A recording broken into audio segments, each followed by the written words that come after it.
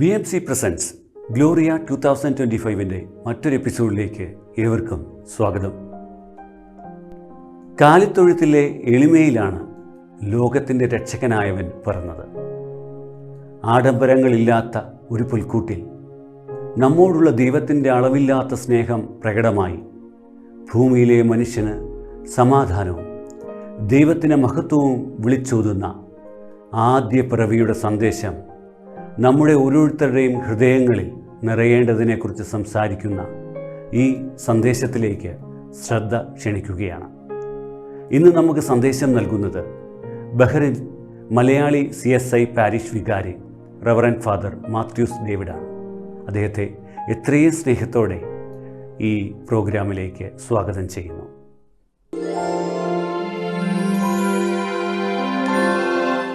ത്രിയേക ദൈവത്തിന് സ്തുതിയായിരിക്കട്ടെ. ഈ മനോഹരമായ ദിവസം ദൈവം നമുക്ക് നൽകിയതിന് ദൈവത്തോട് നമ്മളെല്ലാം കടപ്പെട്ടിരിക്കുന്നു.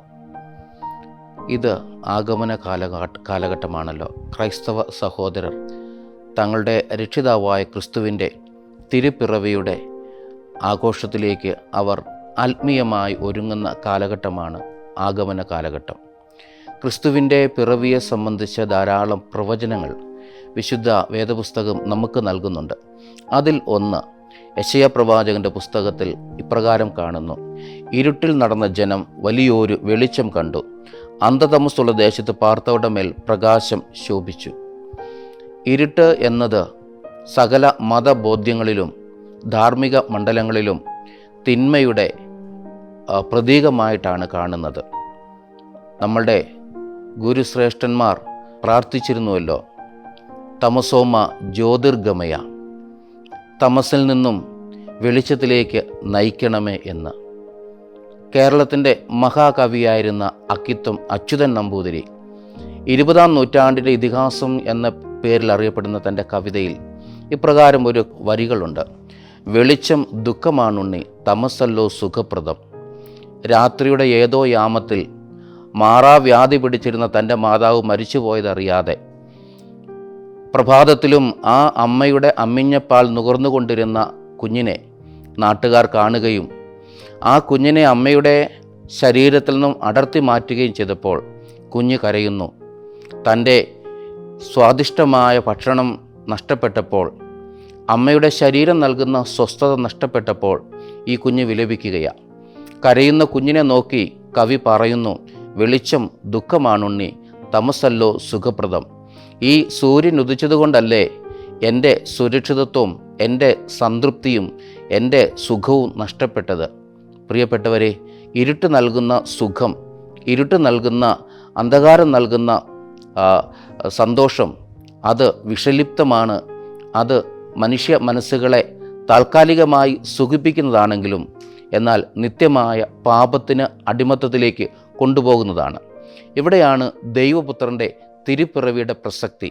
കർത്താവ് തൻ്റെ ഇഹലോക ജീവിതത്തിൽ തൻ്റെ ശിഷ്യന്മാരുമായി അവരോട് സംസാരിച്ചു കൊണ്ടിരുന്നപ്പോൾ കർത്താവ് അവകാശപ്പെട്ടു: ഞാൻ ലോകത്തിൻ്റെ വെളിച്ചമാകുന്നു.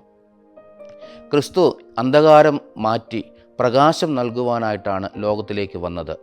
അതുകൊണ്ടാണ് യെശയ്യാ പ്രവാചകൻ വിളിച്ചു പറഞ്ഞത്: ഇരുട്ടിൽ നടന്ന ജനം വലിയൊരു വെളിച്ചം കണ്ടു. പ്രിയപ്പെട്ടവരെ, അതേ ക്രിസ്തു നമ്മളോട് പറയുന്നൊരു കാര്യമുണ്ട്.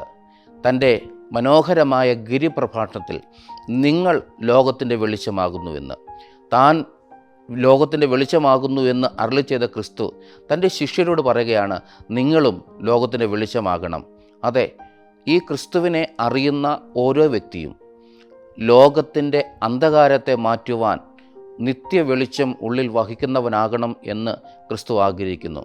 ഈ ആഗമന കാലഘട്ടത്തിൽ നമ്മൾ ലോകത്തിലെ അന്ധകാരത്തെ മാറ്റുവാനായിട്ട്, ഇരുട്ടിനെ മാറ്റുവാനായിട്ട് അതെ നിത്യ വെളിച്ചം ധരിക്കുവാൻ തയ്യാറാവണം. ലോകത്തിൻ്റെ നിത്യ വെളിച്ചം യേശു ക്രിസ്തു എന്ന് ക്രിസ്തു അഭിമാനിക്കുമ്പോൾ, അവകാശപ്പെടുമ്പോൾ ഓരോ ക്രിസ്തു ഭക്തനും ഈ വെളിച്ചത്തെ ഉള്ളിൽ സ്വാംശീകരിക്കുവാൻ സാധിക്കട്ടെ എന്ന് പ്രാർത്ഥിക്കുന്നു. ഈ ആഗമനകാലവും തിരുപ്പിറവിയും നമുക്കൊരു പുതിയ വെളിച്ചത്തെ നൽകുവാൻ തക്കവണ്ണം ഉതകട്ടെ എന്ന് പ്രാർത്ഥിച്ചുകൊണ്ട് ദൈവം നമ്മെല്ലാവരെയും അനുഗ്രഹിക്കട്ടെ എന്ന് ആശംസിച്ചുകൊണ്ട് നിർത്തുന്നു. ദൈവത്തിൻ്റെ വലിയ കൃപ നമ്മളെല്ലാവരുടെ മേലും ഉണ്ടായിരിക്കുമാറാകട്ടെ. ആമേൻ.